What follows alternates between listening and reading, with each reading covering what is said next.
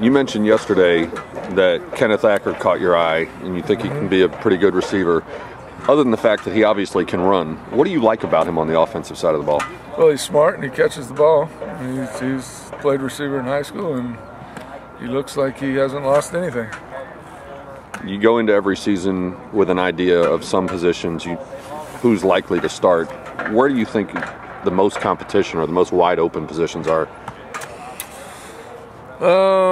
Well, you know, we're going to be young in the offensive line. We get a bunch of guys coming in the fall too, you know, young freshman kids, so that's very competitive. I think when we come away from here, we'll have the first five pretty solid, but you know, definitely the depth of that position will be very competitive. I think you know, linebackers is going to be very competitive. We have a lot of guys that are a lot of talent, you know, and some guys that haven't played, so they'll get opportunities that they haven't gotten. And I think that'll be one of those areas too. You talked yesterday about how coaches need to evolve every few years and make little adjustments. You're obviously known as an offensive coach, but do you anticipate defensive evolution this year?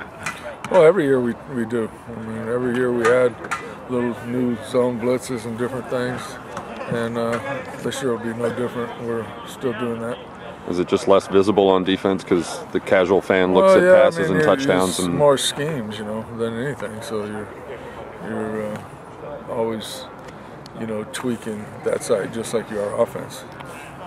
You got a couple of cornerbacks, J.R. Richardson and Horace Richardson, both coming back off of significant knee injuries, both of whom were supposed to be in the return game last year. When you got a guy coming back from a significant injury like that, are you hesitant to put him back in the return game? Personally, yes, I am. But I think, you know, once they get through the middle of the season, you know, you're not as apprehensive, you know, to do that. But we have a lot of guys, you know, receivers, and a lot of guys that can fill in those spots. So, you know, it's not like, you know, there's going to be a big drop off. Although I thought JR is before, you know, his first year there he was legit. He's a big time kickoff return guy. I mean, I could see that first couple times he ran it. So, you know, I'll be a little hesitant with him probably. You spoke yesterday about how the guys have worked very hard in the off-season, bought into the conditioning work. From what you've seen, who physically looks the most different since the last time you lined up against Fresno in the Hawaii Bowl? Well, a couple of the young kids don't have the same physical look to them. Lineman Chauncey looks like a different guy. Probably he stands up more than anybody.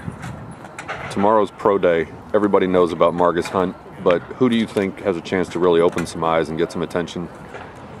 Well, the NFL already knows about all the guys. They're just, you know, reconfirming it when they come for this pro day. They already have. I think Jared and Taylor, they, you know, been evaluated. Everybody's come to practice.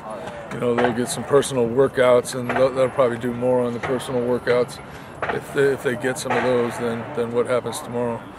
They can certainly hurt themselves if they don't run, you know, as fast as what they are running right now. I think the workouts, you know, in particular pro day, only helps the kids, and you know, it only can help them if they. Well, let me say that differently. Will only hurt them if they don't run fast. You know, if they come out and run at 4.7 and they run 5.1, well then pretty much they're not going to get an opportunity.